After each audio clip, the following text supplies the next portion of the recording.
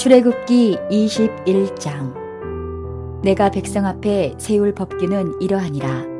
내가 히브리 종을 사면 그는 6해 동안 섬길 것이요 7째 해에는 몸값을 물지 않고 나가 자유인이 될 것이며, 만일 그가 단신으로 왔으면 단신으로 나갈 것이요 장가들었으면 그의 아내도 그와 함께 나가려니와, 만일 상전이 그에게 아내를 주어 그의 아내가 아들이나 딸을 낳았으면 그의 아내와 그의 자식들은 상전에게 속할 것이요 그는 단신으로 나갈 것이로되, 만일 종이 분명히 말하기를 내가 상전과 내 처자를 사랑하니 나가서 자유인이 되지 않겠노라 하면, 상전이 그를 데리고 재판장에게로 갈 것이요 또 그를 문이나 문설주 앞으로 데리고 가서 그것에다가 송곳으로 그의 귀를 뚫을 것이라. 그는 종신토록 그 상전을 섬기리라.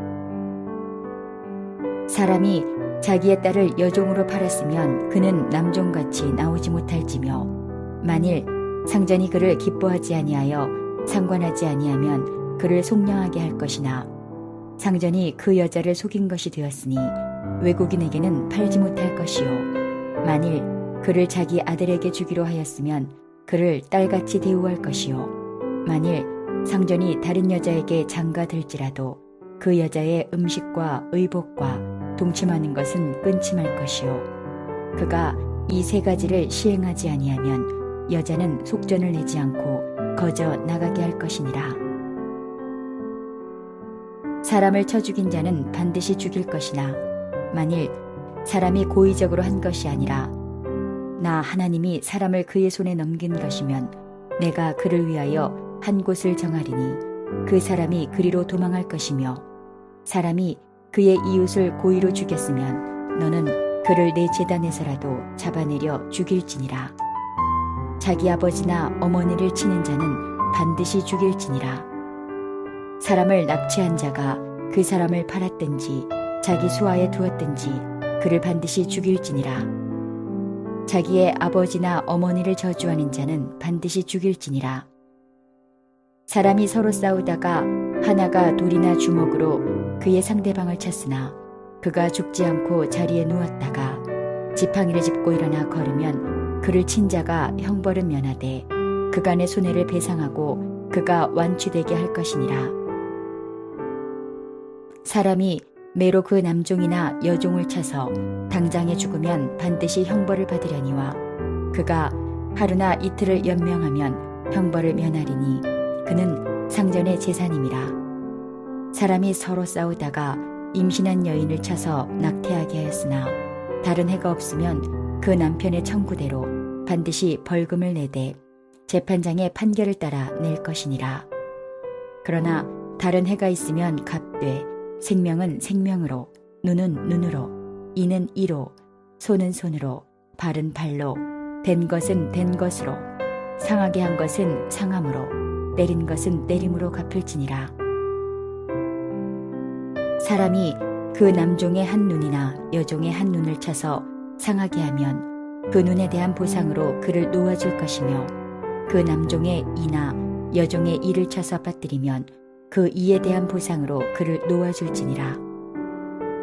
소가 남자나 여자를 받아서 죽이면 그 소는 반드시 돌로 차서 죽일 것이요 그 고기는 먹지 말 것이며, 임자는 형벌을 면하려니와, 소가 벌레 받는 버릇이 있고 그 임자는 그로 말미암아 경고를 받았으되 단속하지 아니하여 남녀를 막론하고 받아 죽이면 그 소는 돌로 쳐 죽일 것이고 임자도 죽일 것이며, 만일 그에게 속죄금을 부과하면 무릇 그 명령한 것을 생명의 대가로 낼 것이요, 아들을 받든지 딸을 받든지 이 법규대로 그 임자에게 행할 것이며, 소가 만일 남종이나 여종을 받으면 소임자가 은 30세겔을 그의 상전에게 줄 것이요 소는 돌로 차서 죽일지니라.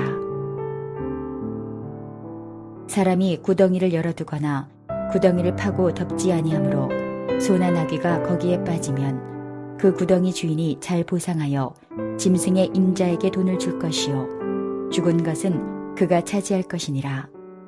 이 사람의 소가 저 사람의 소를 받아 죽이면 살아있는 소를 팔아 그 값을 반으로 나누고 또한 죽은 것도 반으로 나누려니와 그 소가 본래 받는 버릇이 있는 줄을 알고도 그 임자가 단속하지 아니하였으면 그는 소로 소를 갚을 것이요 죽은 것은 그가 차지할지니라.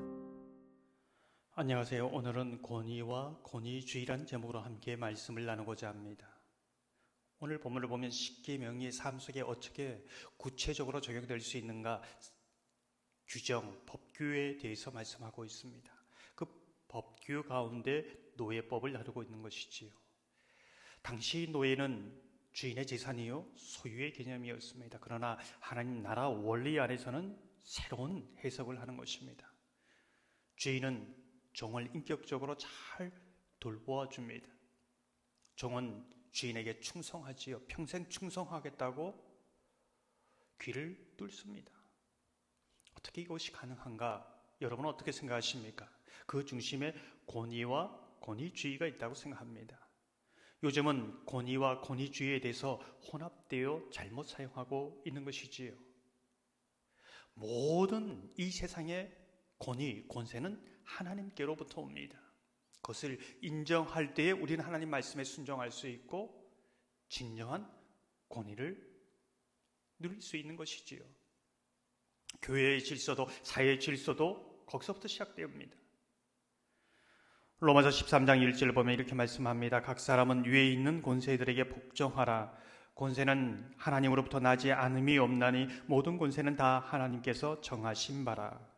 우리가 눈여겨보아야 할 사실이 있습니다. 모든 권세는 하나님께로부터 나.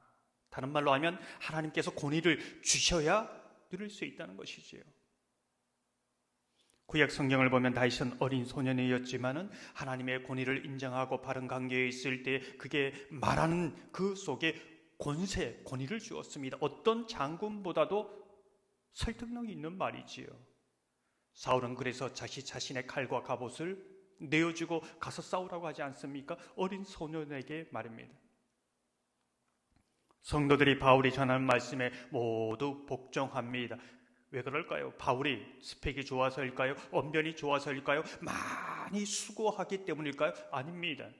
바울이 하나님의 말씀에 복종하고 있었기 때문에 하나님께서는 그 권세를 바울의 삶에 주신 것이지요. 신방을 하다 보면 90이 넘는 노 권사님, 세상적으로 내세울 것도 없고 자랑할 것도 없지만 모든 자손들이 존경합니다. 따릅니다. 왜 그럴까요? 권사님이 하나님의 그 권위 안에서 하나님을 사랑하고 하나님을 가까이하고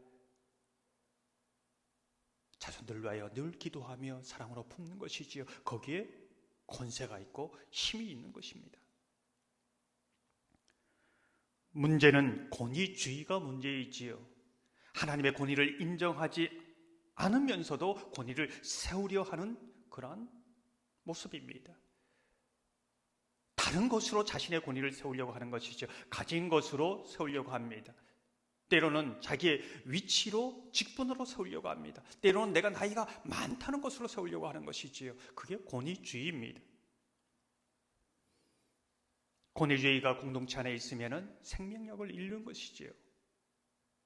요즘 한국교회의 문제 중 하나가 무엇입니까? 진정한 권위는 사라지고 권위주의만 남았다는 것입니다. 교회가 복음으로 실력을 나타내고 진정한 하나님의 권위를 보여주어야 하는데 얼마나 교회가 크냐? 얼마나 많은 사람들이 모이냐?